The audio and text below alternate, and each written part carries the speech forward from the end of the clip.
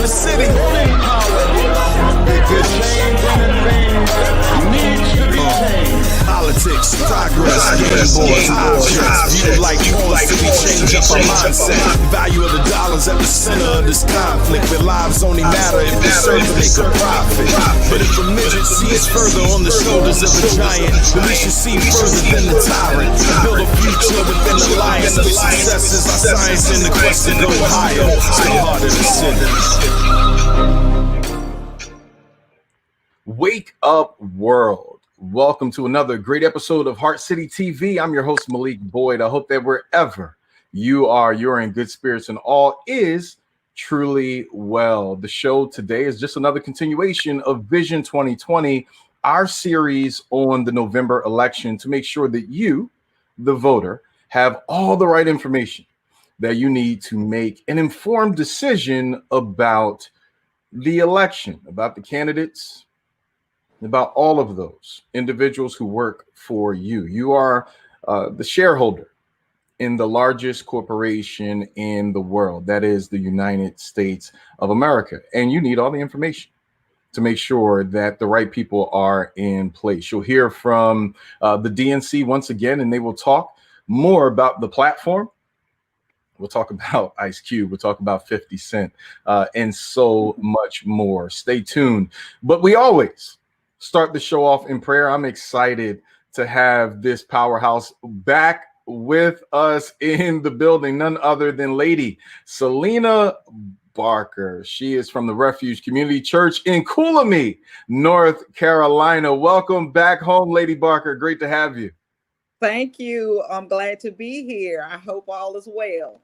All is well. As the seasoned saints say, we're on this side of the grave. That's half the battle. Amen. That's it. Yeah. So you know the issues, you know what's going on, whether it be national, state, or local. Mm-hmm. The calling on your life has you reflecting and making an impact in all of those places. Some of the stuff that makes the news, but much of it that does not. And so I'm going to ask you, with all that you know, with all that you've experienced, to lead us into our 2-minute prayer for the city. I sure will. I sure will. To God be the glory. Amen. If you're ready, we're ready. Father, we come before you this afternoon, God. We thanking you and praising you for who you are, God, for your long suffering and your patience towards your children. God, we ask that you will come into the midst of this situation that we're having right now, as they call it, the voting season. And God, we praying, God, that you would have your way throughout all, Lord. You are in complete control. We are at your begging mercy, God, that you would come in and tender the hearts of the hardened hearts of men and women, God, that have set themselves up to vote white, vote black, vote Hispanic instead of voting right. And God, we praying, God, that you will come in the midst of this opportunity that we have, God, to assert our rights. And God, we praying, God, for someone to be saved by your marvelous grace, God, that hearts will be tender towards other men and women. And we praying, God, for this radio broadcast, Brother Malik, and we praying, God, for all that's involved all over this land and country, God, that are seeing this right now as we speak. And we praying, God, that you would go into the White House, to the courthouse, to the schoolhouses, God, as this pandemic has had its way all throughout this land and country and this world. We praying, God, that you would just touch us with your mighty hand.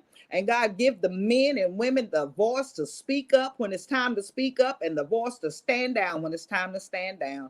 And God, we praise you for everything you're going to do. We praying, God, for our children that are suffering, God, during this pandemic. God, we praying, God, for just so many different attitudes and people upset with each other. We praying, God, for peace and calm to come in. Nevertheless, God, your will shall be done. God, you said these things were going to come in the latter days. And God, we do realize we're in the latter days, God, but help us to stand fast and see your salvation, God, as we move forward in this time. And God, we praying for everybody under the sound of my voice, God, that you will just please just comfort us, each and every one of us, God, as death is running rampant through our land and country. We praise you, God, for what you're going to do during this session, God. We thank you for everything. It's in Jesus' name we pray. Amen. Amen. Lady Barker, thank you so much for covering us in prayer. For those who were listening to the prayer, when Lady Barker said, we're praying for the attitudes. Mm. I'll translate that for the new members, the folk that are in new members classes. What she was saying was people are tripping out here. Need to be changed because they need some act right in their lives. Lady Barker, talk about what's happening in Cooleemee, North Carolina. Many folk believe that if you're in a big city, that the big city has all these unique issues and no one else understands, but truly, there are issues in the main street in Philadelphia, in New York, and Detroit, just like it is right in Cooleemee. So talk about what you're seeing in the landscape, the heart of the people there, and where they are in this election season. Well, I live in a small town, so everybody knows everybody, and everybody pretty much knows about where everyone stands, Yeah. And there are a lot of Trump and Pence signs all throughout Cooleemee. And the rebel flags flying on the trucks. You have tobacco chewers, and then you have holy rollers over here. But all in all, I'm gonna honestly say that we're not having the major problems that some of our bigger cities are having. And that's because prayer changes things. I believe that wherever we trod and put our feet, God said we'll have that. So we are covering Cooleemee with the grace of God and with the blood of Jesus. So that won't come nigh us, Psalm 91. But we still have that undercurrent of racism in Cooleemee.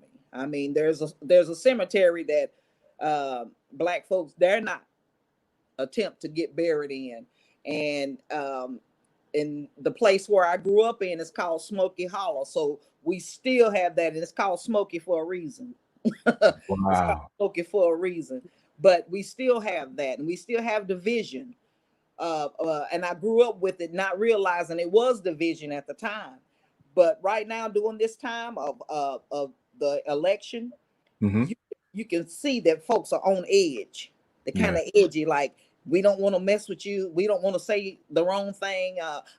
Thank God we haven't ran up on any Karens out here. That's a blessing. No Karens in Cooleemee. Yeah, but overall, we are by the grace of God, we are in a good place. I'll say that. To God be the glory. So let's get a feel for the focus around entrepreneurship, economic strength of our people. Where are we in North Carolina? Are we focused on, I mean, because let's be honest, it's only been 50 plus years since the Pettus Bridge. And many will say the batons are still out. Many will say that the guns have gone off even more since the Pettus Bridge. And so neither side has taken good care of Black people. We've just got to be honest about it and shoot straight. And so where's our economic focus in Cooleemee? Has the community come together to really focus on that kind of impact? I'm gonna say no, it has not. Okay. And it's still that same mentality. Every man for himself around here. Wow. A lot of the Black people, your church is your church, and my church is my church. We have a multicultural church, and we are just a different kind of set, and we're right in the middle of Cooleemee. So they figure us to be that place in the center that anybody can come and find what they need at Refuge Community Church. And that's not tooting my own horn.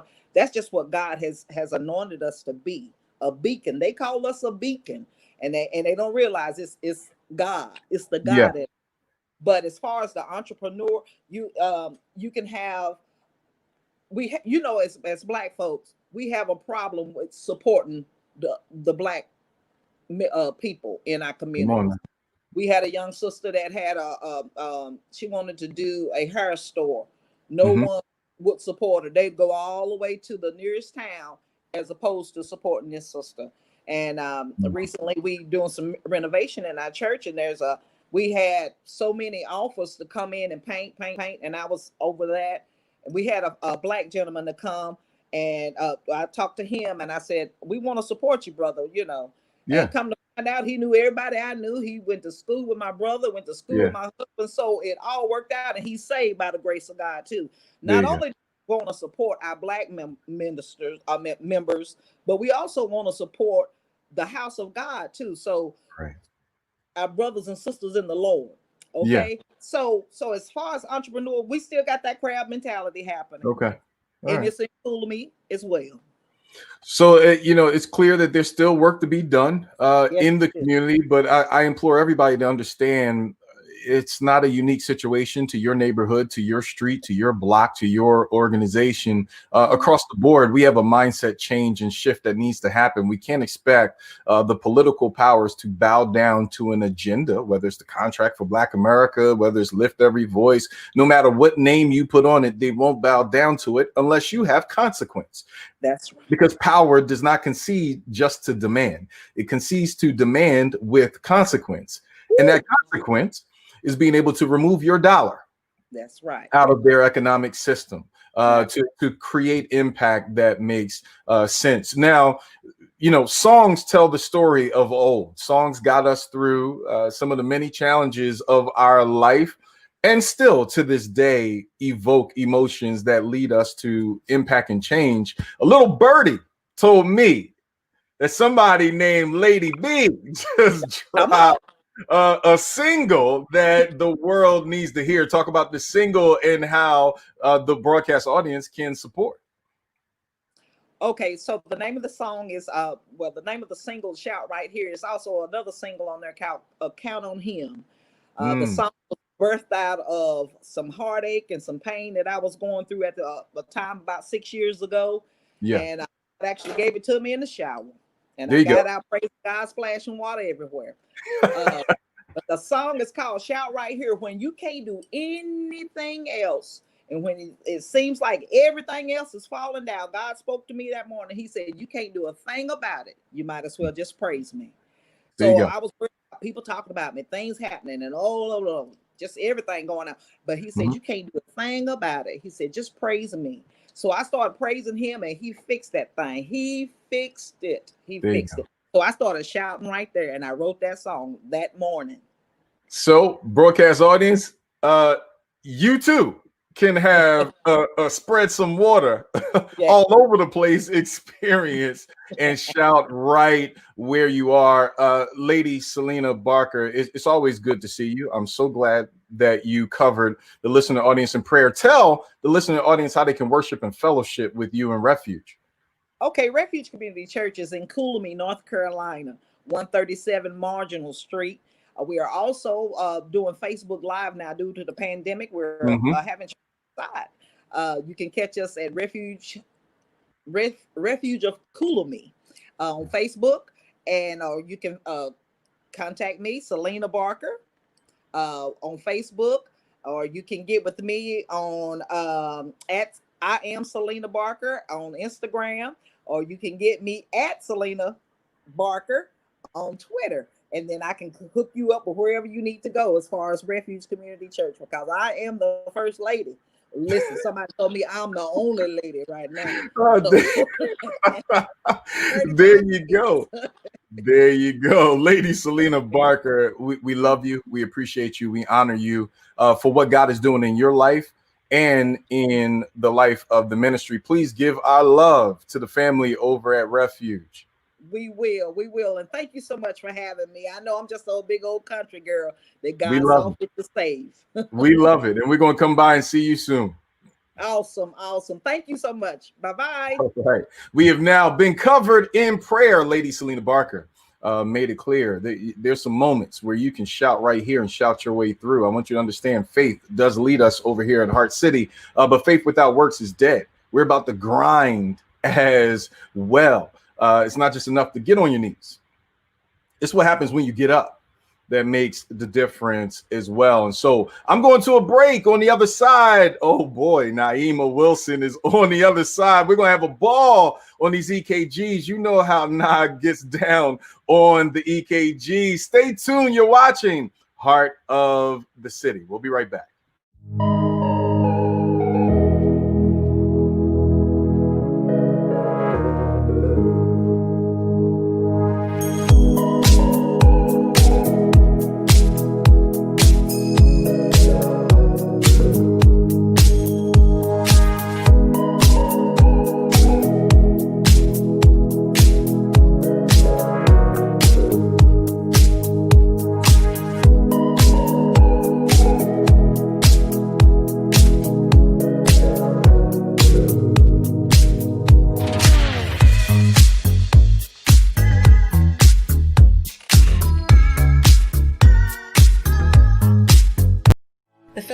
Opportunities Industrialization Center is a nonprofit organization whose mission is to provide education, training, and employment services to assist the unemployed, underemployed, homeless, and disadvantaged youth and adults. Visit philaoic.org to learn how OIC can help you achieve self-sufficiency and empowerment through education, training, job placement, and through technology access and economic development. For a better tomorrow, call Philadelphia OIC. We're back. You're watching Heart City TV. This next juggernaut superstar, the list goes on. She is absolutely amazing. Naimah Wilson, welcome back to Heart City. It's so great to have you with us. Thank you so much for having me. I know it's been a while, so I'm just excited to have this conversation with you and the people. Seriously. Look, the people are going to be made all the better for it. Let's get right into our EKG. This is the EKG, the part of the show where we place America front and center on the monitors of the American people. We will look for irregularities in the heartbeat, offer solutions on the issues we find in order to make America healthy once again. So fire up the machine. Let's start the EKG. This week's EKGs are brought to you by Deshuri CBD products. Make sure you check them out at mydeshuri.com. Our first story, listen, rappers are tripping out here in the space. The feds arrest a rapper who bragged in his music video about getting rich off of the PPP money on the street. Fontrell Antonio Baines, 31. He was arrested on 3 felony counts of access device fraud, aggravated identity theft, and interstate transportation of stolen property. Now, Baines is known as Nuke Bizzle for shizzle. My nizzle. About to spend 30 yizzles in jizzle for 22 years. 22 years he's facing in federal prison.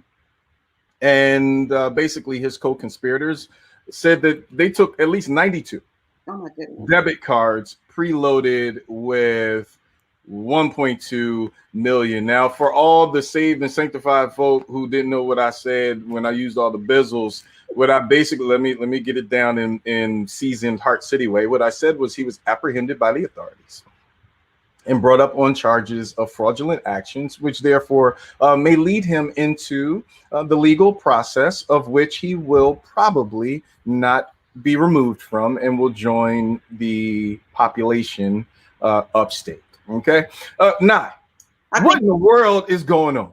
You know what? I have no idea. And it's funny because I think it was last month I did a live, right? Because I noticed that there are so many vehicles out right now with temporary registrations and guys are just driving fast and reckless. And I'm seeing like a slew of new cars. And it's like, what's going on? Like, what's the trend? And unfortunately, a lot of people have gotten involved in the PUA fund. You know? But on the flip side of that, you know, because I've witnessed there are a lot of elderly people who have also been victims of all kind of fraud and identity theft based on the same situation. So we got to be real vigilant, you know, and ensuring that we're not participating and get that money for shizzle, because I don't want to go to jail with people. Listen, orange is not a part of my wardrobe ministry at all. So please, listening audience, tell your favorite local rapper, if you're playing with that PUA money, you're playing with that PPP money, first off, don't do it. But if by chance they are, make sure you're not in that video. But then also make sure that they are not posting videos bragging about PUA money and its abuse. We're going to make sure that we post that article, not to take issue with the individual, we already do, but so that you can share it with those you love and make sure that they do not do the same. Now, this one here, Diddy reveals the launch of the Black political party called Our Black Party. This is reported by Complex and others. I'm confused because they were just trashing Q for having conversation. And he wasn't tied to anybody. He just said, look, I have a contract of some agenda items that I want to bring to the table.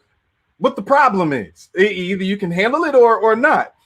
Absolutely. Diddy said, well, I'm just going to start a whole party. I'm going to go Black Tea Party then. From my opinion, starting a party is a lot harder and a lot less powerful at this point than addressing the ones that are already entrenched and in power. Unfortunately, we do not donate enough to make a party make sense. I understand people love the Tea Party, but the Tea Party put up a whole lot of money. Absolutely. To make sure they got the job done. Do you think we could ever really do the same at this moment in time? I actually think now is the time. Okay. I think that a lot of my comrades are understanding that this is the age of accountability, and that we really are going to be holding our politicians accountable, to what it is that they say they're going to do on the campaign trail and what it is that they produce, when they win these elections. So I also think that we are beginning to understand the real importance of the Black dollar. So in addition to voting, and demonstrating, like, let's put our power behind, our money. So I definitely think that we're getting it, and this is our time. So yeah, I have faith in us. I don't know, brother. I have faith in us. Listen, I have faith in us too. I just want to make sure that just as many chicken wings that we get with the shrimp fried rice, that we're also able to donate to a Black business. I'm like, come on, guys. It's one thing to step on the leader who steps out, because that's what we do. We have this penchant for doing that. But we recognize also, or hopefully we are recognizing, that they're powerless. Absolutely. When we don't put our Black dollar, to your point, behind them. Absolutely. And let people know, you don't do what they said, there's going to be consequence, right? I applaud you. Yep, I absolutely do. And I think that what he did was by far the definition of a bipartisan effort. Yeah, he did. He did. And we'll talk about that later on as well. This one here really has bothered me just watching this. And this is part of why many folk were talking about making sure our kids get back in school. A man was charged with sexually assaulting a 7-year-old girl as classmates and teachers watched in horror. This happened in Cook County. A South Side man, he assaulted his 7-year-old cousin. He is 18 years old, Cottrell Walls. He's facing a felony charge of predatory criminal sexual assault.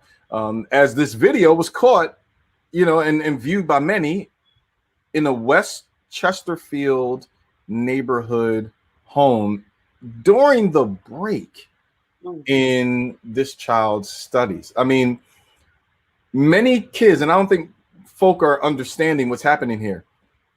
Children who are left at home have to deal with what's happening at home. Many of these children, they can't wait to get to school to get away from what's happening at home. Some will argue that Zoom potentially does allow us to see into the home and get a little bit more exposure that a TSS MT worker would typically have, but we're not able to because of COVID and some of these other things.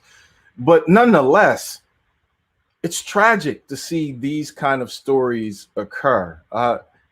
Is there anything that Yeah, I mean, this is a space that you are an expert in. You've dealt in the social services for many years. What can we do as parents to kind of at least begin to have conversations with our children if we have to leave them home, Right. or leave them in the care of others in the middle of school? What are some of the dialogues that we can have so that we can begin to uncover things that we need to know?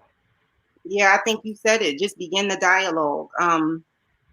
Just from being in the field, and also being a victim, I know the importance of just having the conversation, Yeah. So the professional in me, even for the perpetrator, is like, what happened to him? Hmm. That will cause him at 18 or 17 or whatever years old to do this to a 7-year-old, and it's happening so often. Yeah. And the safe haven that once was school is no longer available to our children. So I would implore, our parents to have those conversations and talk to your child, and not just ask them what happened, but did they feel safe in the space? Because sometimes it's not you have to ask the important questions, not necessarily did someone touch you, but did someone make you feel unsafe? So having those very challenging conversations with our children, we have to begin having more often. And then we also have responsibility to get our Mhm. kids back to some normalcy, Absolutely. because they're experiencing so much, and it's hard for social workers to even get them. Yeah.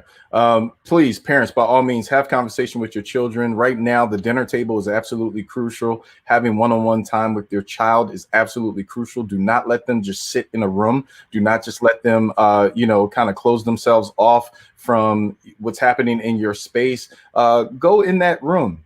Yeah. Have some dialogue. I mean, look around. You want to know. Bust in on a class. You ain't got to embarrass them with your PJs and the curlers in the hair and, brothers with the beard looking all crazy. You ain't got to do that. But it's important that you know what's happening on a day-to-day basis, especially now. Our last story, Cube, Ice Cube.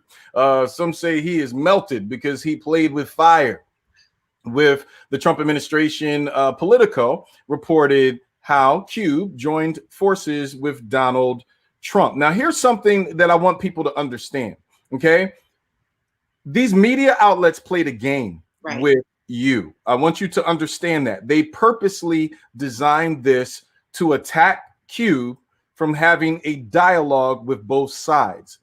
They did not want the African-American community to dialogue with both sides because that means you're in negotiation. Look at the title. This is Politico. The inside story. Now they're trying to act as if they have inside baseball on a secret deal. That is methodical in what they did. They also used the term joined forces, even though Q made it clear that he did not join forces with any party. In fact, he presented it to both and wanted to make sure that we had communication with both. That is not only a leading headline, it is an absolute lie. They also use unlikely partnership that was psychologically placed there to make you feel that it was above and beyond and some kind of secretive deal that occurred. Here's some interesting pieces of that article. Look at what it says. Not only did he wind up in a room, which suggests that he didn't deserve to be in a room. Cube didn't wander in a room, okay?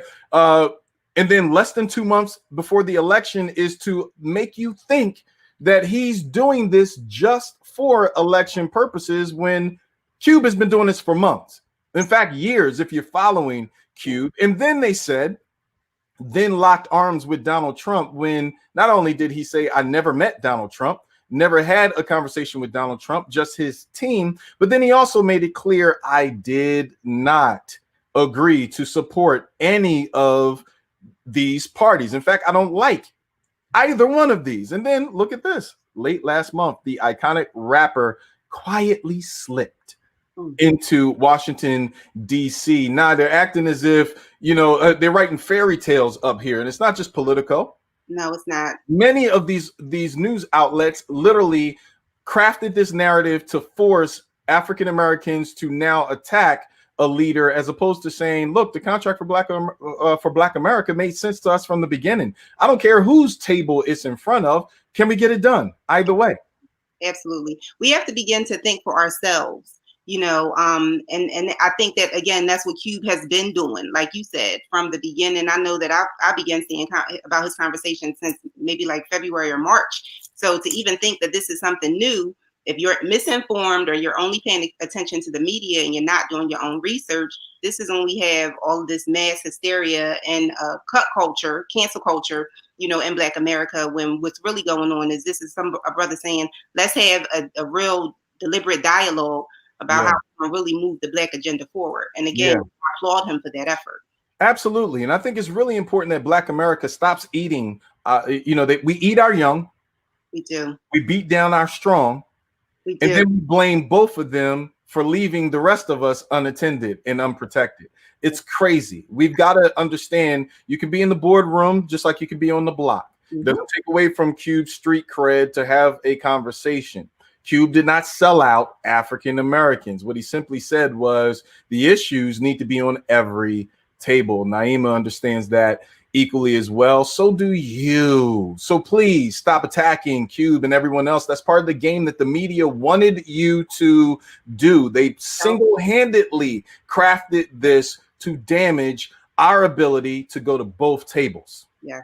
So let them play that game with us. Nai, you are amazing. I need the world to know it. We love you. We appreciate you. And it's always good to spend time with you breaking down the issues of the day. I'm always doing so much. So when I can have an opportunity to talk to you, it's always a pleasure. Much love to you. I appreciate what you're doing for the community. No we doubt. We need you. So anything I can do for you, please let me know. Will do. Thanks again for joining us. So you heard from Naimah Wilson, my favorite EKG.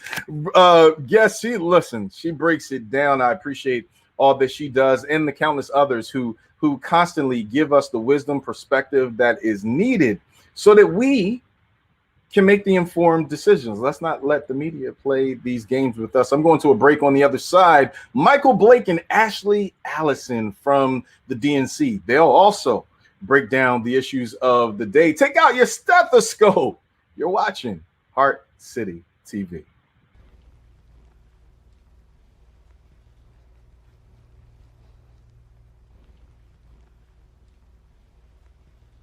On November 3rd, 86 out of 99 state legislative chambers are holding elections. There are 70 million young eligible voters, the largest and most diverse generation in our country's history. We have the power to shape our country and communities, but we need all of us. So picture this.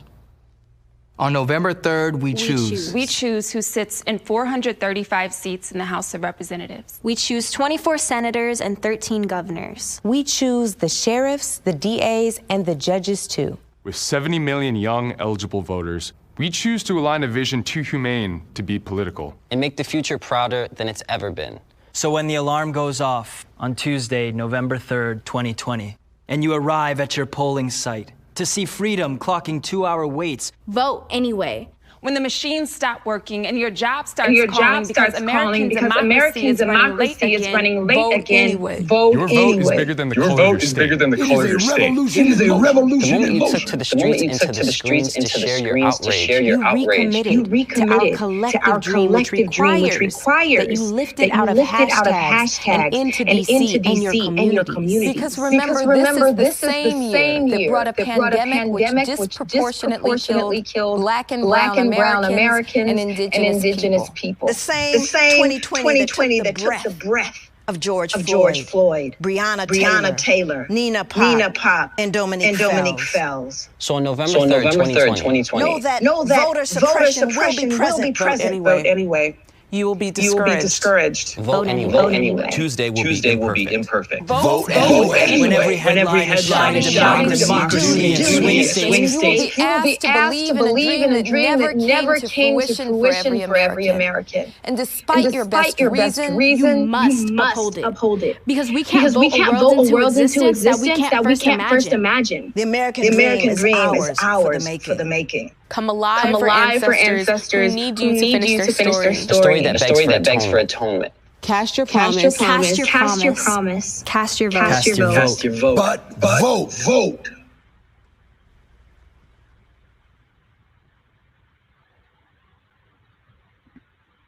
We are back. I'm so excited once again to continue to have this conversation around Vision 2020.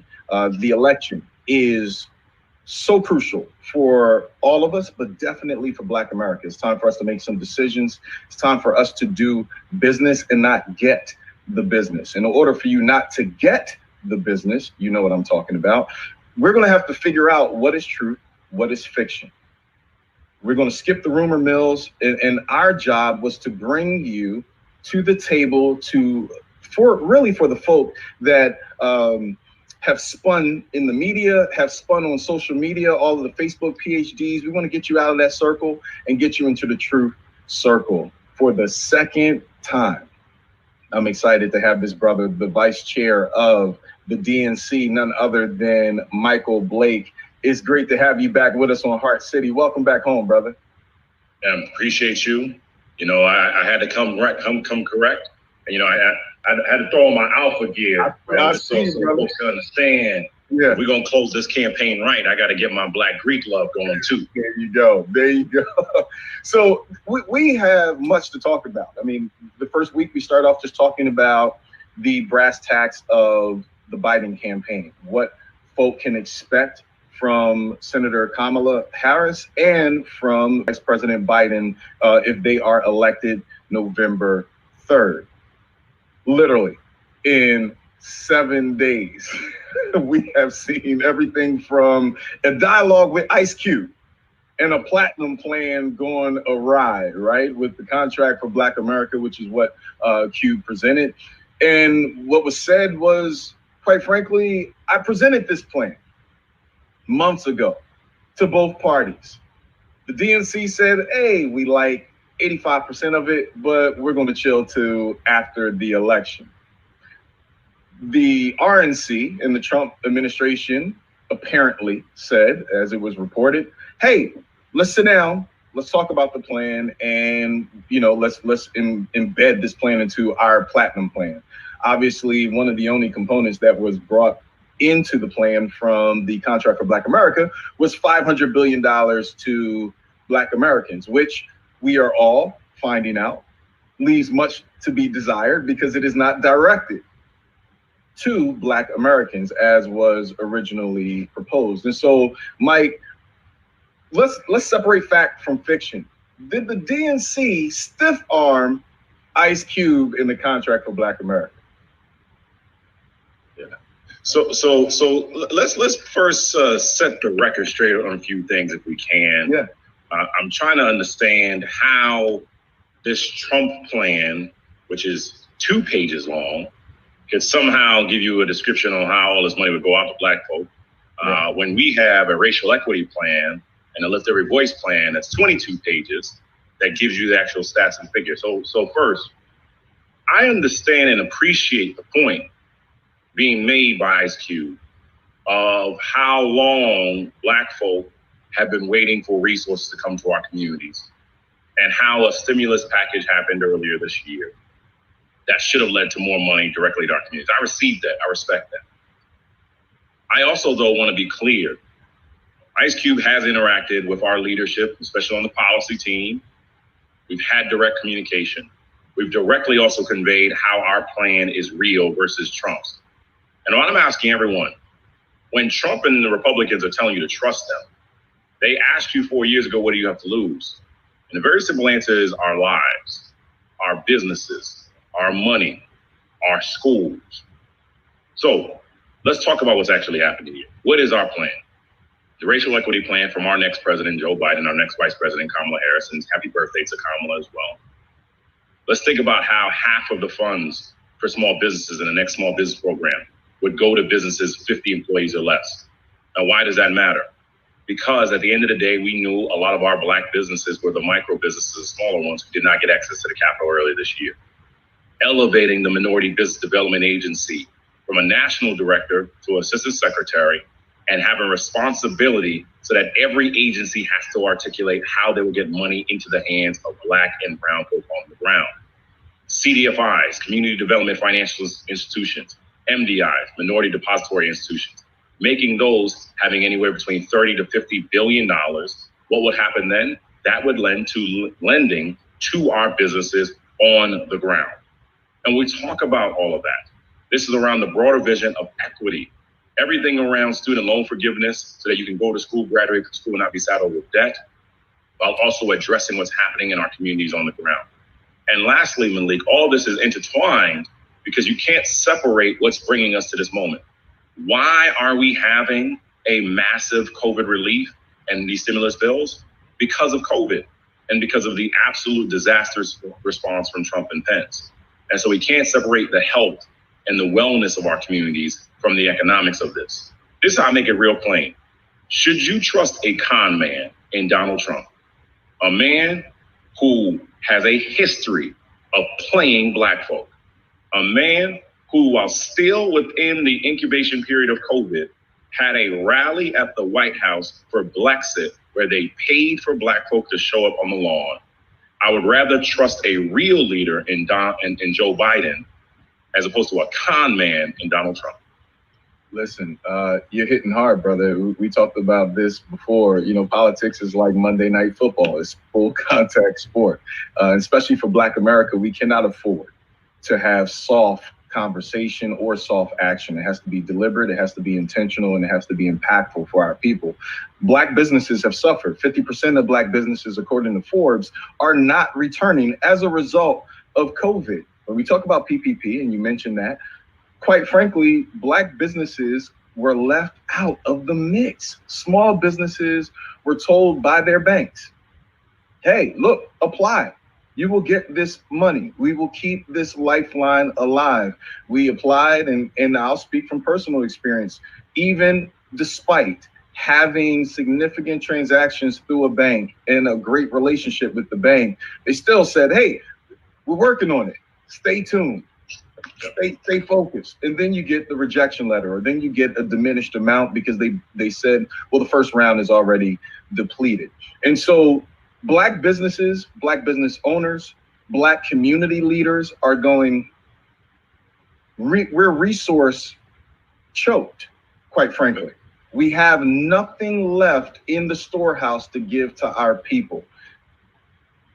Are the assurances there? To your point, are the assurances there that Black communities will have access to the resources to begin their return back to excellence? Absolutely. And I think, I often say, let's be clear, the system intentionally did this year. When they wrote the COVID bill, the implementations of the regulation of it, when you didn't have an opportunity for barbershops, beauty salons, restaurants, so many of our entities that have the cash economy to even get in the game, you immediately block them out.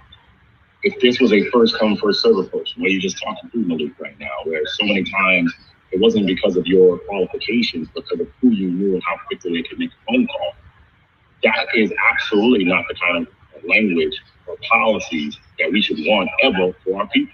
Absolutely. Versus when we talk about Joe Biden, this is what comes to mind for me. This was the man who was assigned to lead the Recovery Act. This is the man who had to go up to Capitol Hill and get the final votes on the Affordable Care Act. If there's anyone I want to rock with on turning my economy around and getting us out of a healthcare disaster, it's Joe Biden. And then lastly, we're giving you real specifics on what we would do in a Biden-Harris administration. When we talk through CDFIs for access to capital, we talk about what's happening around procurement and great opportunities there. We talk about MBDA having that responsibility of holding people accountable. We talk about the counseling and the language that has to happen. We give you very clear metrics. How do we ensure, again, businesses 50 employees below get half of the small business relief?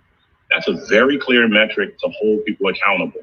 And as the person who was the co-lead on the effort for the federal government to have increased procurement for minority women-owned businesses, which I did in the Obama-Biden administration, I'm telling you, Black folk, I would not be here in Heart City. I would not be having these conversations. I would not be crisscrossing the country. I would not be spending all this time on Zoom and different conversations if I did not believe in this man. And when I think about what has been happening in my hometown of the Bronx, New York, where Black and brown businesses are being devastated because of what has happened from the Trump-Pence agenda. I refuse to do anything but give my all to make sure Joe Biden is not our next president, because our folks will only have a chance if we don't, unless we get federal government relief. And he's the one I believe that will do it. And he's the one that's laying out the plan. And he is the one that I trust will do it correctly. Again, I refuse to trust a con man in Donald Trump. Listen, you made it clear last week and even more crystal clear this week where you stand and why. And I think the facts matter. And bringing the facts to digestible, bite-sized pieces is really important as we get into the final stretch of this election. Now, we've seen our share of celebrities get involved in the political fray. Ice Cube is one. Diddy said, look, I'm going to start the Black Party, which I'm still confused on, because I'm just like, just leverage your dollars in the parties that exist. But I understand the effort, because there's frustration amongst not just the celebrities, but amongst the people for action. And now comes 50 Cent. 50 just posted a representation of a graphic that was broadcast on mainstream media in reference to the Biden plan. It referred to New Yorkers having a astronomical tax rate for those who are 400,000 and above. And we have to talk very clearly about the economics of our Black people that are doing well or above what we call middle class income. Those individuals that are in that same tax bracket that are not celebrities, but are businessmen, they are business women, they are job creators in our community. Are those numbers real, first and foremost? And if they're not real, what can we expect from the Biden-Harris tax plan for Black America? So I'm going to be very clear and straight up with people, unlike, again, the comment on the other side with $421 million of debt that he still won't release his taxes on about that. If you are making more than $400,000, yes, we do expect that you will pay your fair share so that we can help turn our economy around.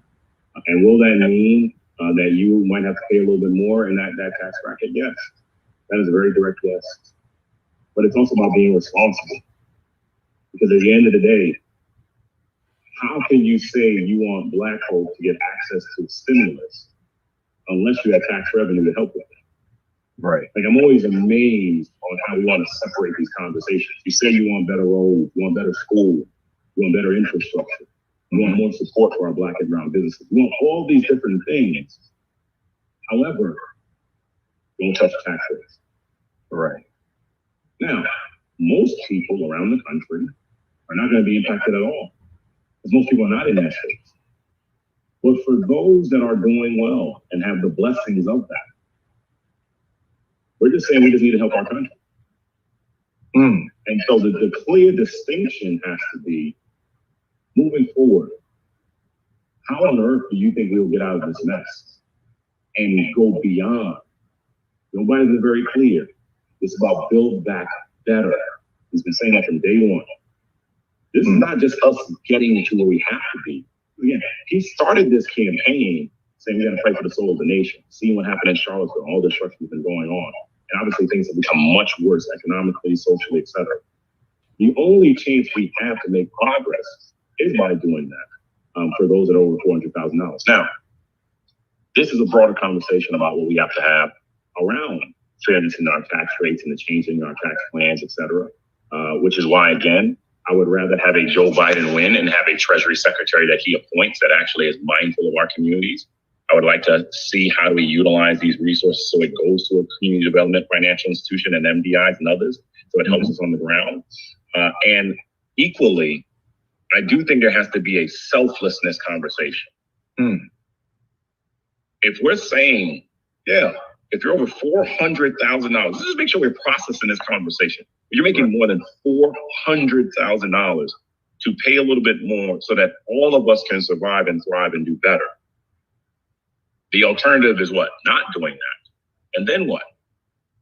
So I would say for all the brothers and sisters that are listening to your music, rocking with you on the radio, buying your gear, who not making that $400,000, Let's help them instead of just being consumers, help them to become creators. Mm-hmm.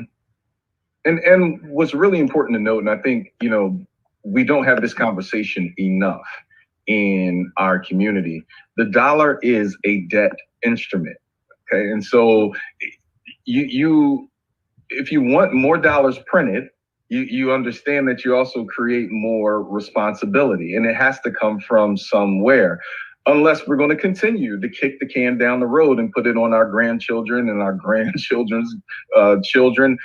You have to begin to stop the bleeding from somewhere and share the burden. What's interesting is I've never heard it articulated the way that you did. You said, look, it's essentially patriotic. And so if you love your country so much, protect it and protect those that are inside of it by making sure that we have the resources. That's a reasonable request. Let's make it like real practical. There's going to be another COVID relief bill next year.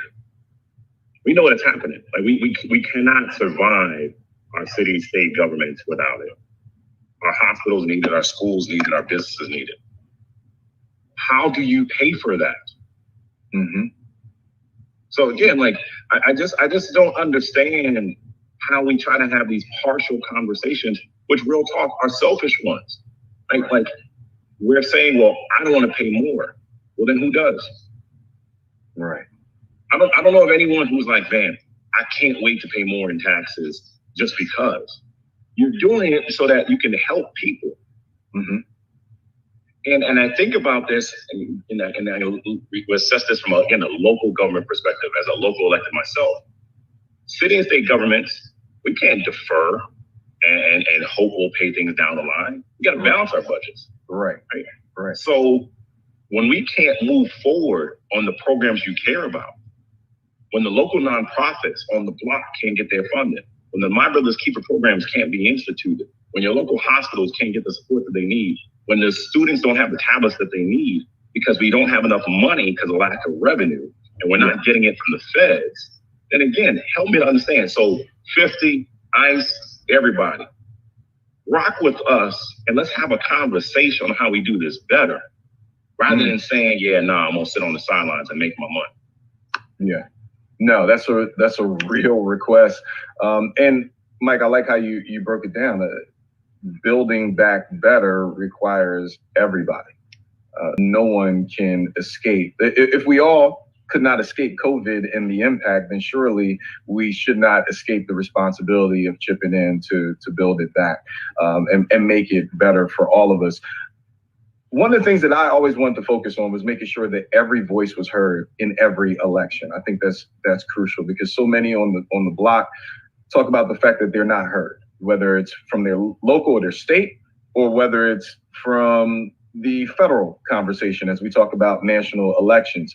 And so this is no dig to our beautiful Black sisters, but I wanted to have a brother to brother conversation, especially in this election, because Black men polling all the way from LA back here to Philadelphia, where we are right now. Some Black men on the block are literally saying, look, every time we start a movement, every time there's a situation that needs to be addressed for Black men in America, the mission gets co-opted, the narrative gets spun, and it goes in a different direction to another group.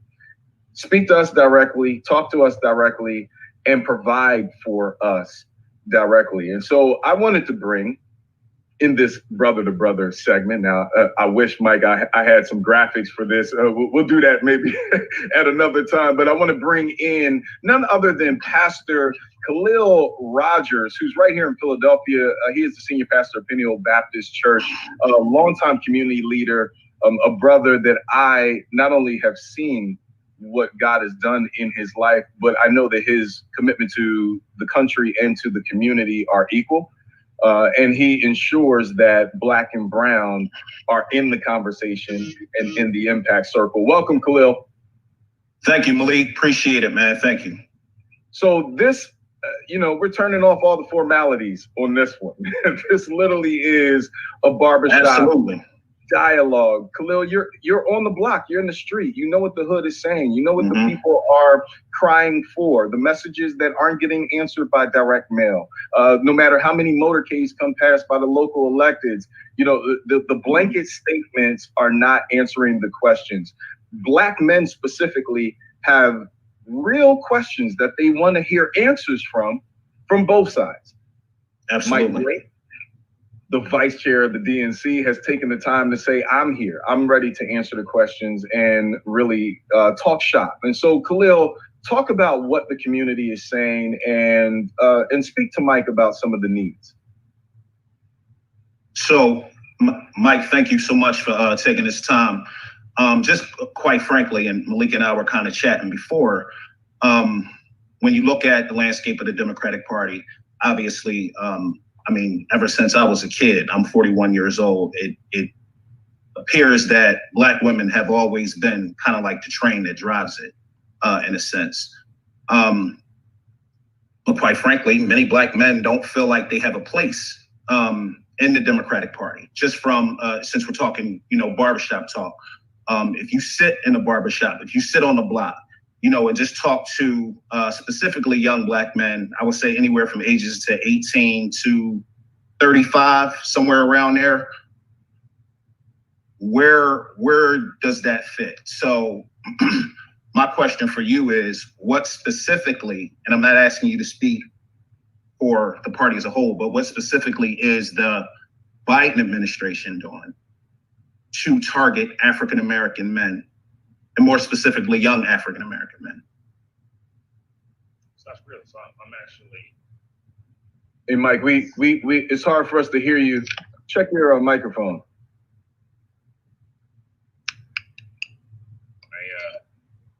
Hope you can hear me now. A little better. Good. A little better, yeah. Say that I'm doing this from Florida right now. We got you. Now you sound really good there. And I came on down because I was invited by the incoming Senator Chevron Jones to Miami for an event called Cut to the Chase.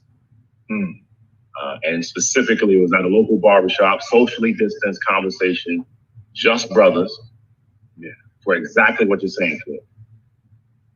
And one of the questions was, as a young Black man, they didn't feel, that person, that the party welcomed them. So first I said, we need to do a better job as Democrats communicating how the things we have done have actually helped young brothers like that young brother. We treated this like theoretical exercise, and we make the conversations around presidential elections, but we're not talking to them about how that local prosecutor can impact criminal justice. We're not talking to them about how that mayor and city council member impacts what's happening on your block. We're not talking about how the legislator can impact education, so that they can say, okay, well, those things matter. But then the second piece, and I've actually had this conversation several times the last few days, is we have not done a good job of educating about the opportunities of what happened when you rock with the party. It's this distinct entity that seems vague. Well, what is a party? What do y'all do? It feels like y'all just have meetings, as opposed to, no, we want you in this conversation so that we can write the platform and the agenda to counter a platinum plan that the other side's talking about. We want you at the table so we can start mapping out what the vision can look like for Black and brown business. We want you at the table so when we're talking through minority women business contracts, you can give us guidance on new ways to do it. But it's not how it used to be done in the past. And so we need to, and we will, and I'm now going into the core of your question, communicate, here's what happens when brothers are a part of what we're building. Young brothers especially within the party. And as the first Black man elected in leadership of the DNC since Ron Brown, I recognize that responsibility immensely. You know, the organizing core effort that we did to train young Black and brown men and women across this country are the organizers right now going everywhere who otherwise would not have learned that opportunity. And I had that opportunity when Obama did that to me in 2006. Now, to the policy part of the question, this is when we have to be very succinct and clear of saying, not only is there a choice and a contrast between Trump and Biden, but here's what can happen in a Biden-Harris administration. And instead of starting the conversation, Khalil, I think this is real, of us telling them all the different talking points, we should start asking them, what do you care about first, and then respond there. So if that young brother is like, yo, I want to talk to you about my student loans. All right, well, you know, Biden is saying if he gets elected, student loan forgiveness would happen if you serve in your communities. Okay. Now, I'm a local entrepreneur. I'm trying to figure out how I can make my hustle happen on the block. All right. Well, Minority Business Development Agency and SBA can give you access to contract. Okay. All right. I know, yo, I got to take care of my little brother and little sister because my mom's got to work 2-3 jobs. It's hard what's happening. Absolutely. That's the reason why we got to address what's going on with suspensions in schools and retentions, but also make sure there's more child care opportunities. And so I think the core of this is we got to make politics sexy again. And we got to make policy practical again. And if we did both of those two things, then that young brother's gonna be like, you know what? I might listen to y'all. I might rock with y'all because I can actually understand it. This is the last piece I'll say on this, but for now, it's easy for someone to understand instant gratification for buying a sneaker, going to the club, going to a restaurant, going to the barbershop, right? Instant gratification. It's hard for us to say, this is what happens when you build a party. And what I have started to communicate to some of these young brothers is, hey, do you want to go to school, graduate from school, go live a life? They're like, yeah. Okay. Well, how many years would it take usually if you're in high school or college? They're like 4. I was like, so I say, if I elect the president for 4 years and I build and I can have something better on the other side, isn't that what I want to? And then you start seeing like, okay, I can see that, right? So making it practical for them is what we have to do. And that's what the Biden-Harris administration will do when we win this thing. Khalil, gotcha. Your thought? Thank you. Yeah, no, I mean, he Mike hit on a lot. And I think that's what's needed. A lot of times it's just the education. I mean, just speaking from as a Black man, the respect level, right? To even be included and not just kind of an afterthought. And, you know, that feeling of not feeling politically homeless, to be honest. You had mentioned the Lift Every Voice plan, which in my opinion is very comprehensive. It's probably the most comprehensive Black agenda that I've seen presented by any politician since the Freedmen's Bureau during, you know, the Civil War era. Definitely compared to, you know, Trump's plan, which was really a memo, you know, 2-page memo versus 22 pages. Yeah, it was bullet points is what it really was. It didn't really explain nothing. So with the Lift Every Voice plan, which I have analyzed, I've read, sent it out to so many people for them to read it and digest it. If Vice President Biden and Senator Kamala Harris is the winning ticket, what will then President and Vice President Kamala Harris do to ensure that that plan is implemented within the first term? Because I mean, we understand that, you know, both chambers of Congress will have to be, you know, on board with a lot of that stuff. I mean, you know, the president isn't a dictator. He can't just, you know, snap his finger and stuff happens. So what will President Biden and Vice President Harris do to work with both chambers of Congress to ensure that that gets done within the first term? Well, first, I think, you know, we want to make sure, you know, Kamala, we always want to say her name, right? So Senator Kamala Harris, right? I always tell people, Kamala, right? That's the best way to think about it when we're doing it there. And when we talk about the base of the party, we want to make sure our sisters get that love right there, right? When we engage here, and we're going to have the House. I think that's pretty clear. We're going to have a Democratic House. We'll probably expand the majority of the House. And, you know, Malik and Khalil, I think it's very likely by the day that we might have a Democratic Senate. You know, I think Colorado and Arizona seem to be pretty much locked at this point, unless something absolutely surprising happens. Making great progress in North Carolina. Jamie Harrison is tied in South Carolina, which is just amazing to watch.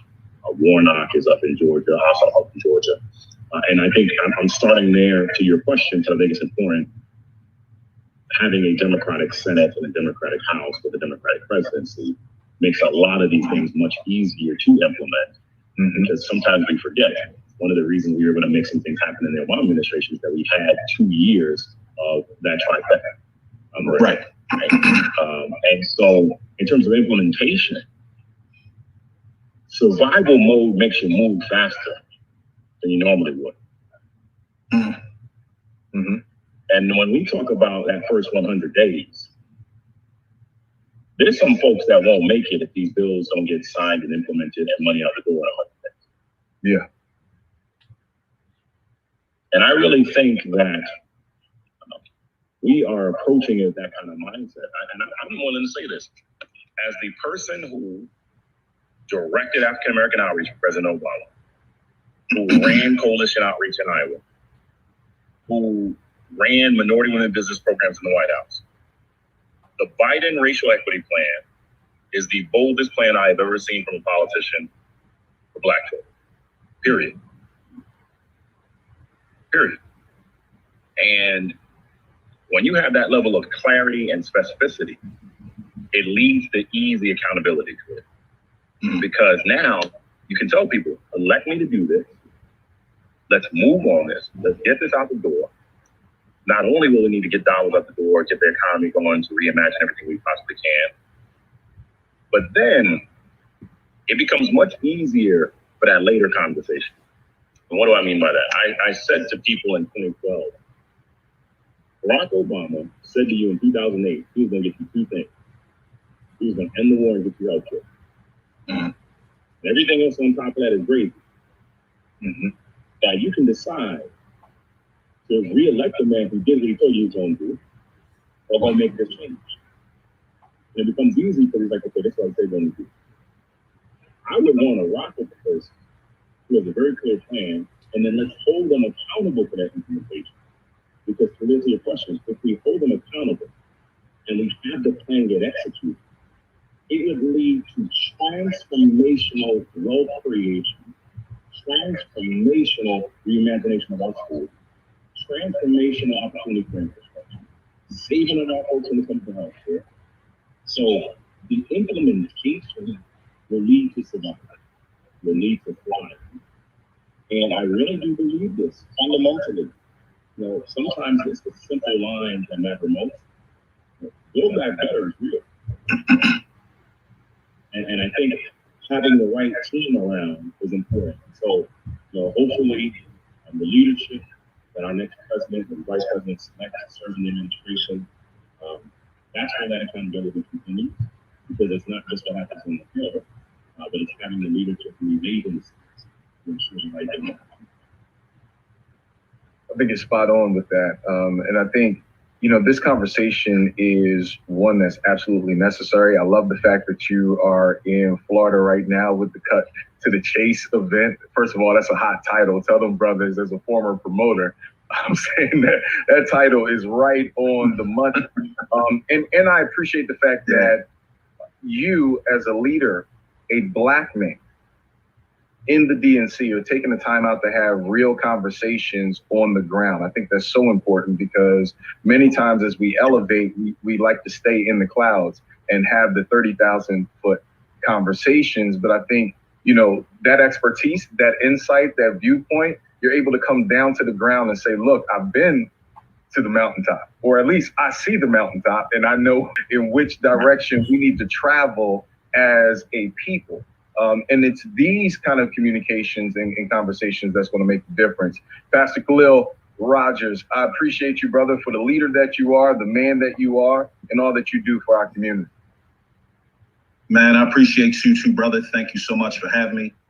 Brother Mike, thank you for your time. I really appreciate it. There you go. Bless you, God. Bless you. And to you, Mike Blake, New York State Assemblyman and Vice-Chair of the DNC. My brother, you are an absolute leader, not just in the party, but in our community. We honor and appreciate you as well. And we always consider it a great time, man, when you stop past Hart City. Always comes back to Hart City any day, all day. And I'm going to tease this out. Yeah. I want people to be on the lookout. It should be public now.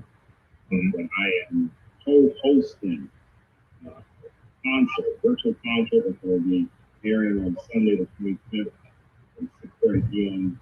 Eastern, focusing on raising money for Black causes, get out and vote, and a few names that you might have heard before: Patti LaBelle, Chaka Khan, Herbie Hancock, Kate Six, just a few more folks might have heard of.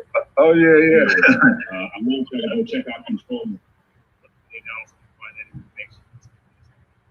Hey, listen, and I'm holding you to the oxtails, brother. In our last interview, you talked about oxtails.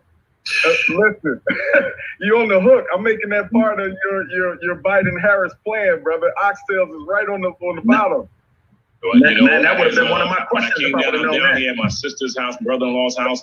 First thing that happened, I had oxtails as soon as I hit the door. So we're going to make this happen somehow in this COVID era of oxtail, rice, and peas. Look, let's do it. To both of you, I appreciate it. I'm excited to have with us Ashley Alison. She is the National Coalition's director for the Biden-Harris campaign.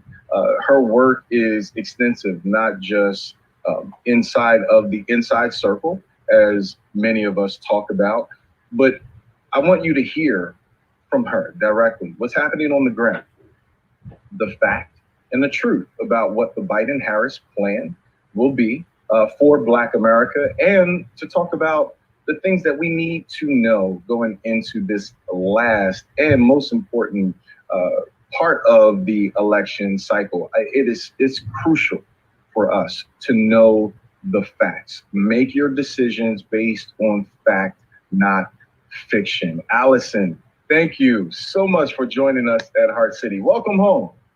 Thank you for having me, Malik. So let's go into this. It is an absolute historic thing for Senator Kamala Harris to be elected as the nominee for vice president. And she is queued right now, as the polls are leaning, for a Biden-Harris administration. Social media has gone off the rails. All of the social media PhDs have dealt with everything from the contract for Black America with Ice Cube to 50 Cent's latest comments around the tax plan. I want to dig into some of that. Mike Blake touched on a little bit of that as well. But from your perspective, most recently, 50 Cent just said, look, 62% in a tax hit for New Yorkers. I'm out. I'm going with Trump. Let's dispel the myth and get to the facts. 62%, is that real for those that are 400% or more? So first, again, thank you for having me. I believe anyone can have their opinion on who they want to support. I obviously support Biden-Harris, and I am encouraging other people to support the Biden-Harris ticket. But your support should be rooted in facts and what actually will happen to improve your quality of life as an individual. So let me be very clear, for Black folks, for white folks, for brown folks, and everyone in between. If you make less than $400,000 a year, and I'm gonna say, I'll put my financial business, that's me. I make less than $400,000 a year, and most people in this country do. Joe Biden is not gonna raise your taxes. And so you will be good. But what he will do is the tax plan that Donald Trump pushed to help the rich, the wealthy, the 1% that he falls into, they are going to be taxed. But the majority of folks, including Black people who, when you make less than $400,000 a year, you are going to be fine. Joe Biden is going to look out for you. And because of that, that is just one of many reasons. And I'm happy to talk about more, but that's just one of many reasons why Joe Biden and Kamala Harris are for the people, for us, for Black folks. You have gone around the country and are continuously moving throughout the electorate, talking about, to your point, the many reasons why you feel that the Biden-Harris campaign is the absolute choice at a time like this. Let's dig into them. I literally want to give you the opportunity to talk about the things that you believe are most important, specifically to Black America at such a crucial time in our journey here in this country. So I'm a Black woman from Youngstown, Ohio. And when I think about, my family still lives there. I now live in Washington, D.C. When I think about my personal lived experience, when I think about my cousin and my family, I think about what they're going through in this moment. I have been in my house, and many of you have too, for 7 months. Not being able to go to a restaurant, which is a privilege. My sister is a teacher. She's been teaching her students remotely. For the people who have children, y'all been stuck in your house with your kids. And you know why? It's not because Donald Trump created COVID-19 or the coronavirus. It's because his failed leadership has prevented us from having a pathway out. I don't want to be in my house this time next year if Donald Trump is reelected. But that's what the case is right now. He has a doctor that is saying herd immunity, which is a false narrative on how we can stop this pandemic. He has a doctor right now silencing Dr. Fauci, who is the expert here, saying herd immunity is the way. You know who is going to die because of shenanigans like herd immunity? Black people, brown people, poor people. And Donald Trump is playing with our lives. That's just on the pandemic, let alone healthcare. He is currently suing to end Obamacare, the ACA. And if that is ended, people who had pre-existing conditions before Obamacare would be removed from their health insurance, but also the 7 million plus people who now have been exposed and has contracted COVID-19 would also be removed from the ACA. This is literally an election about life and death. Our country is so racially divided, and a lot of it is not, Donald Trump didn't start racism, but he helps perpetuate it.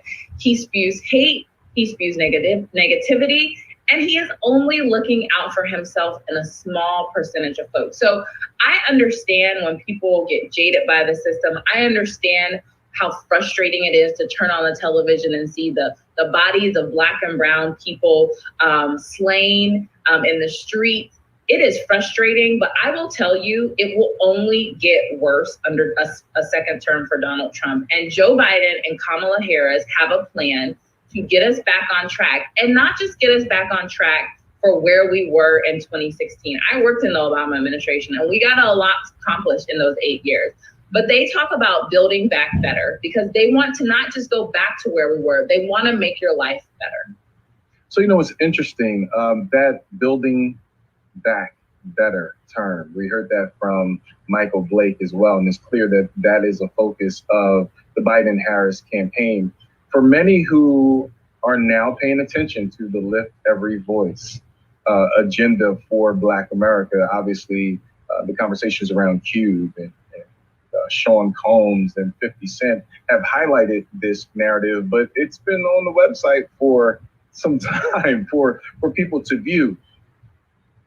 Question, it becomes a Biden-Harris presidency, administration, inside of this current split in the chambers, right? So it is possible that we may maintain a Republican-led Senate and have more impact, but still a democratically led House.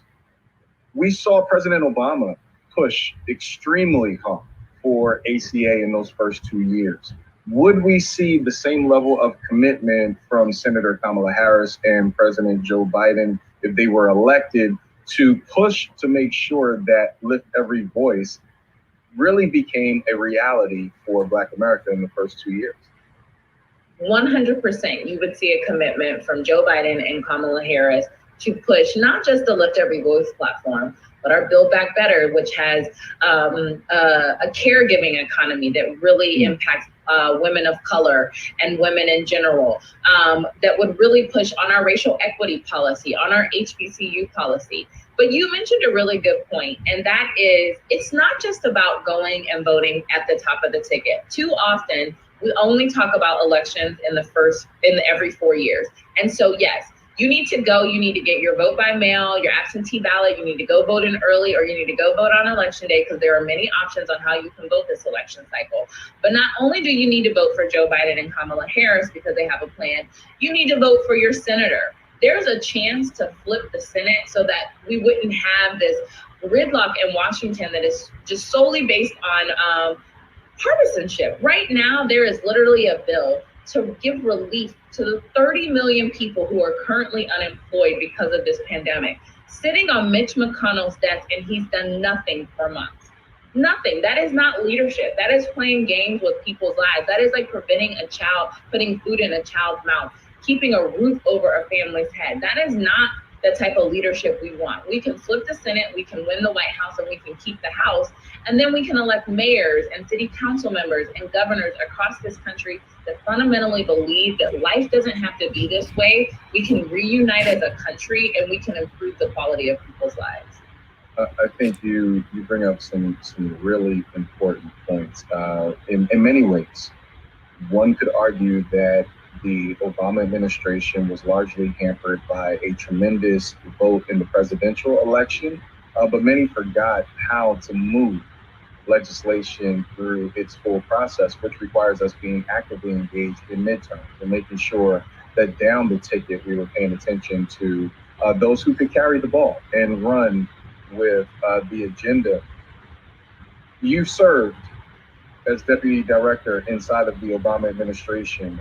To those undecideds who are being told that Joe Biden is just an extension of the Obama administration, and they bring up challenging points around what many may have felt that occurred in the Obama administration. What are your thoughts or statements to those undecideds who are feeling or potentially believing that Biden is just a continuation? Is he his own man? You know, Joe Biden is humbled and honored at the opportunity to serve as vice president under Barack Obama. It was one of the greatest privileges he talks about in his career. And yet, he also is running to be president of the United States in 2020. We are in a totally different world. There's no way we can compare 2016 to 2020. And Joe Biden is his own man. Kamala Harris is her own woman, and they will come into the White House and govern for the time of now. The leadership that Obama and Biden expressed and showed this country for those 8 years was phenomenal, and just a testament to what type of leader Joe Biden will be. One thing that people don't always know is that when Ebola hit in the second term, Joe Biden was tasked by the president to lead the charge to stop Ebola from coming to our shores and to help Liberia from it spreading and ravaging that country. He did it with grace, with dignity. He respected the humanity of the Black bodies in Africa that were being killed by this disease, and he prevented it from ravaging our country. He will bring that experience, but he also is his own man and has a vision for what this country needs in this very moment. For our Black women who are listening, Michael Blake spoke to our brothers and gave them some very frank information and things that they needed to digest as it relates to making decisions around this election. What are your words from your heart to theirs, to Black women who are listening now about this election, why it matters, why it's so important for us to show up and show up? Well, you know, Black women, we always show up and show up. Somehow I knew we were going to go there. I'm with you, Ashley. I'm with you. But we don't, this campaign, myself, we don't take the Black woman or the Black male vote for granted. I just want you, for those who are watching and listening, how many of you own your own home? How many of you have student loan debt? How many of you pay exorbitant amounts of money for childcare? That's the life of a Black woman. Someone who does everything right and still just can't get a break. Well, under Joe Biden and Kamala Harris, if you're a first-time homeowner, you get a $15,000 tax credit for that down payment. because a lot of people can't buy a home because they don't have like a slush fund or a trust fund available like Donald Trump has had his whole life. Joe Biden and Kamala Harris will give you $15,000 to do that. If you make $125,000 left, you could get a free college education. The student loan debt that is hanging over my head, I'm working so hard, I've committed my life to public service, but it's like I can't get ahead because of student loan debt. Joe Biden has a plan for caregivers so that you won't have to pay more than 7% of your annual income just so your child can be taken care of and you can go to work. These are real policies. These are not, DC politics and politicians just pandering to you just to get power. These are policies that will actually improve the quality of your life. They are policies that were made for Black women, that were made for Black men. And the thing that is most important about Joe Biden and Kamala Harris is, God willing, they went on November 3rd and they're inaugurated on January 20th, but you can hold them accountable. And you can ask them for more, and they will listen to you, because the one thing they always say is that they want everyone to have a seat at the table. And they won't just be a president for the Democrats or the Republicans, they'll be a president for this entire country. So I fundamentally believe we deserve better. I think Joe Biden and Kamala Harris is the first step. And I hope you agree with me and you will go vote. You will vote early, you will vote by mail, you will vote on election day, you will tell every single person to go vote, and you will vote for Joe Biden and Kamala Harris. So to our beautiful Black women, you were encouraged by Ashley to continue the great work. Brothers, you have been charged to step up and join Black women around the nation and speaking up and speaking out about what needs to happen. If you do not vote, you have no voice. It is so important. That is the beginning step to make your voice heard. This election, November 3rd, is exactly the time to do just that. Ashley, thank you so much for joining us today on Heart City. We appreciate you and the great work that you're doing. Thank you so much for having me. Guys, it's so important that we pay attention to this information. We know what's happening in the space. I'm glad to have Ashley and Michael speak to you from the Democratic side. Next week, we're going to have the RNC in the room. They're going to break down their platform, their positions, what they believe is their plan and strategy for African Americans. They will talk about what they feel are their accomplishments and, more importantly, what work they believe they will get done in the next term. This is not, for us at Heart City, a partisan issue. It's to make sure that you have every piece of information from every side. We do not play politics like the other channels that you may watch. We want to make sure that every side has equal representation so that you can judge the performance of those that are in power and make the decisions on whether or not you want to keep them there or to employ a new team. I'm thankful for everyone who has sent us comments, concerns, questions, those who want to learn more and have become more engaged because of the program. We honor you. We love you. We appreciate you. That's what this was all about. It's negotiation time. We're not playing subservient anymore to anybody's agenda. It's our agenda or it's no agenda at all. That starts with the knowledge and information that you get right here. I'm going to our Black History fact. On the other side, Tim Greene, NBA referee, all-star. He's one of my great friends. I love him to death. He'll share some time with you about his experience in the bubble. Now, our Black History fact of the week. Why do we do Black History every week? Because we make Black History every day. You don't believe me? Just pick up your smartphone, put it on selfie mode, and take a look at your fine self. You are truly living Black history. The focal point of this week's Black History fact is Andrew Cheston Jackson.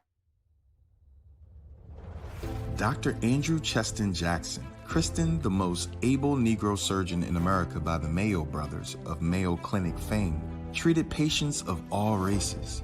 The most prominent Tulsan killed in the riot was Dr. Jackson, a 42-year-old surgeon living at 523 North Detroit Avenue. According to Jackson's white neighbor, former police commissioner and retired Judge John Oliphant, Dr. Jackson had raised his hands to surrender to a group of whites when two of them shot Dr. Jackson dead in what Oliphant called cold-blooded murder. Dr. Jackson lived on what was one of the most exclusive blocks in all of Greenwood. His neighbors included Booker T. Washington High School principal E.W. Woods, Tulsa Star publisher A.J. Smitherman, and physician R.T. Bridgewater. Dr. Jackson created some of the most innovative surgical tools that are still being used today, post-modifications and surgical and technological advancements. Surgical students the world over have been influenced by this great surgeon's contribution to the medical community. Dr. Jackson died tragically in the 1921 Tulsa race riot, the worst of the so-called race riots in early 20th century America. Today's Black History Fact is brought to you by PK Financial Group. Please visit them at pkfinancialgrp.com and share this Black History Fact with those you love. Our song of the week is none other than Just a Cloud Away. We need some upbeat energy in the space. Make sure you check out Pharrell and that great record. I'm going to a break. On the other side, Tim Greene, WNBA ref, will be with us. You want to hear from this brother and all the great stories, advice, and expertise that he has around the game, the industry of officiating, and more importantly, how you can get young people involved in the game. It's important for us to start early. It is a career unlike any other. Everybody's not going to be an NBA athlete. Everyone is not going to make it to the top of the playing side. However, there are far more ways to get close to the game, to be engaged in the game, and be a crucial part of the game. You'll hear from Tim. On the other side, we're going to a break. You're watching Heart City TV.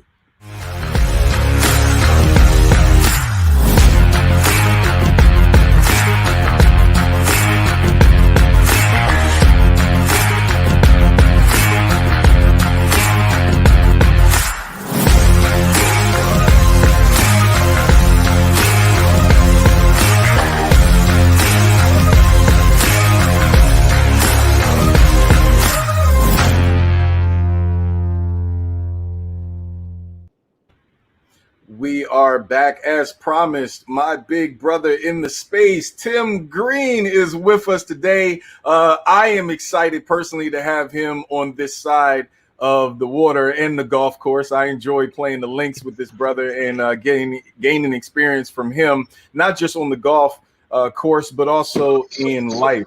The amazing experiences that he has are life-changing. They're game-changing, pun intended. Tim, it's great to have you with us, brother, on Heart City. Welcome home. How you doing, brother? Look, I'm good. I'm trying to be like you and hit these links, man. Hey, man, I got to get it in when I can. You know that, brother. Yes, sir. Yes, sir. So congratulations to you, first and foremost, being at the level that you have accomplished in the industry is no small feat. We honor you, we love you, and appreciate that. And you are paving the way for many minority officials to move not only in your direction, but even to move further in the space. And that's absolutely crucial. Talk about not just how you got here, because we've talked about in other episodes of that story, but why it's so important for minorities to begin to get more involved in the officiating side of the sport, not just the playing side. Well, Malik, as we know that as far as it comes to players and coach, well, let's talk about players. Majority of players are majority Black. Mm-hmm. So as a player as yourself, you played in college. It's always a great feeling to see Black coaches, Black referees, someone you can talk to, you feel that you can conversate with. And I think for years and years, it was a thing of us as players, we really didn't have the opportunity or didn't see the same color skin as us, someone that we could relate to on that side. Yeah. And at times it felt like it was a wall there and a barrier. So I think it's important that we all can have Blacks on all aspects of the game, no matter what sport it is. football, basketball, soccer, whatever it is, it needs to be there. And what's interesting, most like to come at a referee or an official and say, "Hey, you don't know what I'm going through as a player. You don't understand the rigors on my body. You know, I'm the guy that's out here night after night, you know, in the box and trying to work around the screens." But truth is, officials never get a timeout. There's never a point where you are, you know, able to sit down and talk to a coach or get 15 minutes or 5 minutes of rest and go back on the floor. Game time is every minute for you. Talk about the rigorous nature of being an official, and for those who are aspiring to go into the industry, what it takes to be an active, responsive, and effective official on the floor. Well, I mean, during off seasons, not only do I train my body, I have to train my mind. So I train my body, of course, as far as like making sure my cardio is great, as far as being able to keep up with the pace of a game. But on the mental side of things, I practice communication with coaches, players. I literally, during time, I could just be walking up and down the street or just shopping or something with the family. I would be practicing without them even knowing. Like I would practice conversations that would come about with coaches or players to where it becomes second nature with me. That's really deep. I have not practiced in that vein in the industry, and I believe, quite frankly, that that's something that I should do. No different than what we do on the comm side and the communication side. One of the things that I think is also important to note is I remember the first time I came to you and I said, "Hey, I want to get into this thing. I have the bug. You know, I've had some experiences, but I want to dig into it at a deeper level." Yes, you put me in a very high-paced situation. Sixers draft season. Everybody from Ben Simmons to, you know, Jaylen Brown, before they ever signed, I was a fish out of water. I'm like, "Tim, help me understand the game is flying." But even after that, you said, "Look, now that you've seen what the top level of officiating looks like, here's a thumb drive with gigs of plays. Yep. Go home, study the plays, just watch them. Get used to seeing what traveling looks like. Get used to seeing what, you know, an illegal screen looks like. I need you to know this stuff so that you don't have early whistle. You're right on time, you know, with your calls." Talk about why it's so important, not just in the sport, but life, to get enough reps so that you're able to make the right call when it counts. So I truly believe you really could never get enough. Well, you can get enough reps. We're talking about 20 years of running them down on court and refereeing games. But be honest, most of my training comes from video.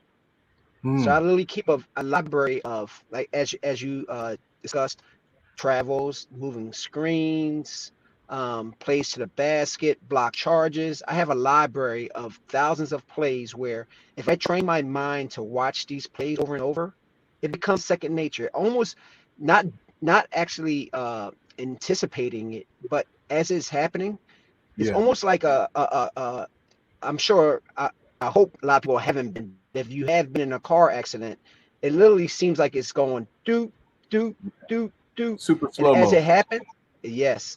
So what's happening, it helps you with your judgment a lot.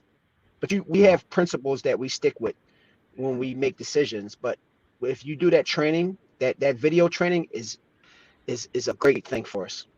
Absolutely. And so you've taken those years of training, not just what occurred in the Navy during your time there, but also throughout all the years of work on the floor, and you found yourself in the bubble.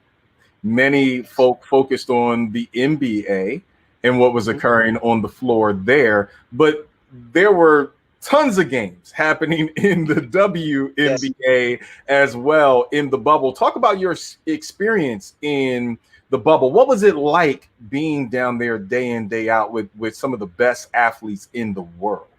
Well, I'll be honest, starting, Malik, no one knew what we were going to walk into, to be honest. We could sit there and negotiate certain things we needed to feel protected as far as medically, uh, as far as financial, but you never really knew what you were walking into till you got there. And once we got there, I have to applaud the commissioner at WNBA and commissioner at NBA. They literally, everything we needed, they made sure we felt secure being there on a daily basis.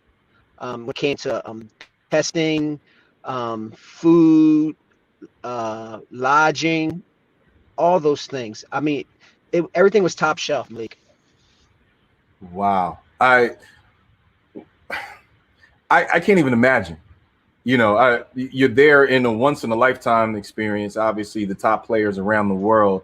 But then at the same time, you're trying to navigate health. You're trying to make sure that you stay healthy, you know, because obviously if you contract COVID, you're out the bubble. You're out of you know, the opportunity that exists. What was the energy like with, you know, the players? I mean, many times individuals get to play. Yep. They experience that city, and then they're on the road. They're on a plane or bus, whatever the case may be. Now you're literally placing the entire basketball association in one space. I mean, I'm sure there's tons of stuff, you know, we're probably not going to mention, but what was the energy like overall being there? Well, Malik, honestly, it was weird at first. Even before game started, you were around the players eating. The level, I mean, the atmosphere was pretty laid back at first, but once the game started, you know, revving up, teams winning, teams losing, literally sitting in the same dining hall eating together. Like a great one was I had Las Vegas. Las Vegas lost, and I was literally sitting right across from Bill Lambert, the head coach of Las Vegas, and they just lost a last-second game. Wow. Lily had to eat breakfast. Bill Lambert came up to me and said, "Tim, is all good." Because he felt tension. He felt the energy. Yeah. He felt the energy. And then the next night I had a tight game. Las Vegas lost to, LA lost to Seattle. And it was a last second shot, a 3D loss. And Derek Fisher was I saw him the next morning as I went down to take my COVID test. And he wouldn't even look me in my eyes. So, you know, certain coaches act a certain way, of course. Yeah. So. Yeah. So how does one get into the industry? I mean, very few times will we come across an individual in the space that's at the level that you are, willing to share the wisdom and expertise that you do. And I can attest to that from the moment that I approached you and said, look, Tim, I'm feeling this. You gave the stair steps of how to get to the next levels. Share with those who are listening right now going, you know what, I never thought about officiating, but I always wanted to be on the floor. I always had a good eye and feel for the game. How would I do that? Talk to them and give them just general information of how to get involved. Okay, so on the high school level, in our area, they have a thing called PIAA, which you can go to their website and get those things going. As far as that, getting your point of contacts. To be honest, Malik, just like anything else in this world, is all about opportunity, being in right place, right time, and on top of that, having talent. For me personally, I can watch someone for 30 minutes and tell if someone has it or not. For me, I mean, you just have to have a feel for what's going on. Like, let's talk about our time on the court with the Sixers. Yeah, I mean, your first time being on the court, and you're on the court with Embiid, Ben Simmons, and it's like you're a fish out of water, of course. But thing is, it's like you just shy away from it. That's a great attribute to have, starting with. If you're not shying away from it, now I can put you where I need to put you at, you know? Understood. And I think that's really important, not just in the sport, but also in life, not shying away from the challenge. You may not have all the tools, but you also have leaders that you're willing to pay attention to, you know, advisors that you're willing to hear their advice, and put ego out the way and go, hey, let me learn so that I know how to slay this dragon and how to come, you know, correct. Tim, COVID impacted the nation, the world. Yes. one of the things that we don't talk about is the sports world, just how much it really impacted. Yes, we finally got a season off on both sides, WNBA and NBA. Nonetheless, I mean, the game has changed forever. We have digital screens now. People can attend the game, from literally a computer link.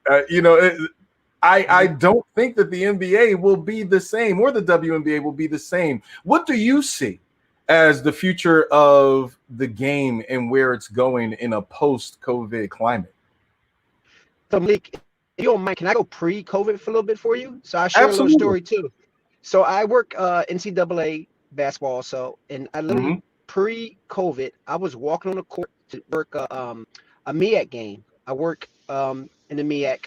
I always make sure I give back. And I was literally about to walk on the court for the semifinals of a MEAC tournament game, and they canceled it. So can you imagine getting ready to walk on the court? They're saying we're canceling it because of COVID, and then at that point everything shut down. So at that point, I literally had to refocus and keep myself focused on. I knew the WNBA was coming, and to be honest, I didn't know how to keep myself focused, but I had to find a pack of guys to be able to keep myself focused, and we trained every day to get myself to the point to be ready for our season, because I knew it was going to happen at the drop of a dime, because they didn't know when it was going to start either.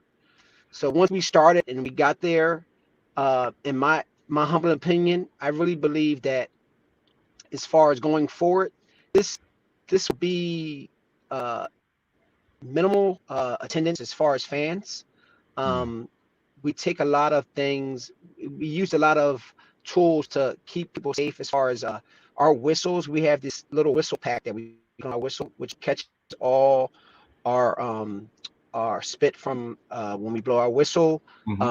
Hand sanitizer on every level. The table has like plexiglass up to make sure we can't communicate and spread the disease if it is there. And then secondly, we would use a headset to talk. Literally, it felt like we were in space, like if we were in a shuttle, and we would communicate with the table. So going forward, I think those are some things we'll continue to do. But as everyone, one day I hope it gets back to somewhere where it was normalcy. Yeah, I mean, there is a certain energy that is lost. Obviously, we want to make sure that everyone is healthy and that we're minimizing the ability to spread anything. But there is some energy that is lost. And athletes are even playing different, right? Because I want to go in the lane, but I also want to make sure I don't contract something as well. So maybe I'll take this 15-footer. That I might not have normally have taken. And so everybody's adjusting to the space. As we kind of close this interview, there are those who came before you. I'll never forget hearing the story of the one who came to you and said, Tim, you got it. It's time. Invest in this. You're going to go places. Whether you saw it or not at that moment, you listened enough. I didn't. Yeah, I didn't but he kept pressing, and he saw something in you, and he invested. Now you're in the space. You're now our Yoda. You're now the Jedi, Knight, ready to train others, and have been training countless others to get to this space. What level of motivation, or what from your heart to those that are listening right now, what message of motivation would you give to those that are not just inspiring to move up in the sport, but aspiring to move up in life?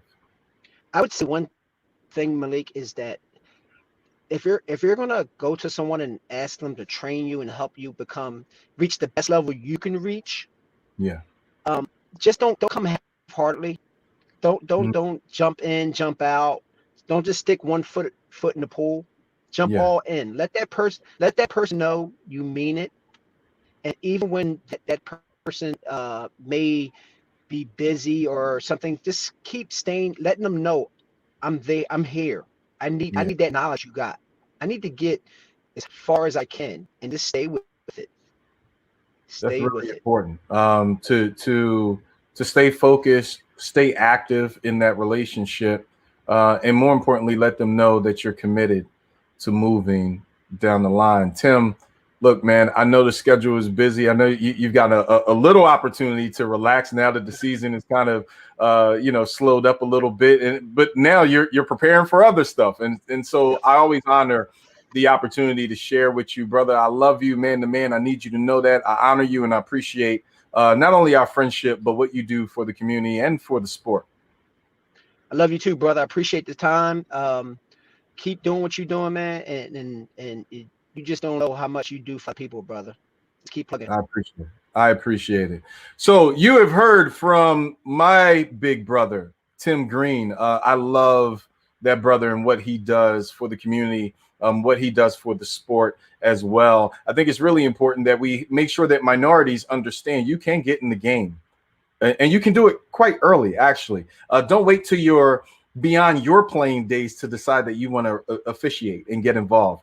The wheels are a little different at that space. Get involved and talk to our young people now, starting at 17 or 18. Get them involved in refereeing and officiating. You will be surprised how far they can go because of their youth, their willingness to learn the game. By 24, 25, they may be at the top of the high school space, beginning to enter into the college space. By 29, 30, they may be prepared to be at the top of the college space, looking at the professional space. By 35, they're on the floor at the NBA, WNBA level, and making not only great money, but also making a difference. You've heard from Michael Blake and Ashley Allison as well. They talked about, again, the Biden-Harris agenda. What's there in it for us? If we're going to lift every voice, are we going to hit all the right notes? What song are we singing exactly?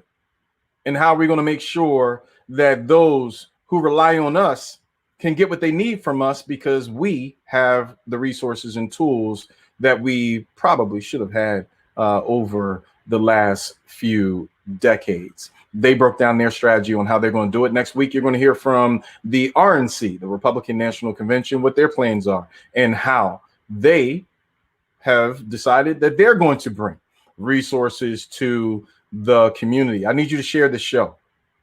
Again, I keep saying this, it's not about us, it's about you. I need you to have all the information so that you can make the difference, be the leader that we know you are in our community, and be able to separate the fact from the fiction. I love each and every one of you. I'm thankful for all that you do, not just for us, but all that you do for the community as well. You can find us on our YouTube channel. I need you. I need you. I need you. I need you. Yes, I said that 19 times because I need you to subscribe today. Become a part of the Heart City family. Receive updates, notifications, and bonus content. You could do all of that right on our YouTube channel. As always, I need you to feel beautiful, look beautiful, and act beautiful. Why? Because you truly are beautiful. I'm signing off. This is Malik Boyd. Thank you for watching another episode of Heart City TV. I'll see you next week.